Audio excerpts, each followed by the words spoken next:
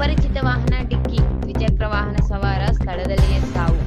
ಪಾವಗಡ ತಾಲೂಕಿನ ಗಂಗಸಾಗರ ಗೇಟ್ ಬಳಿ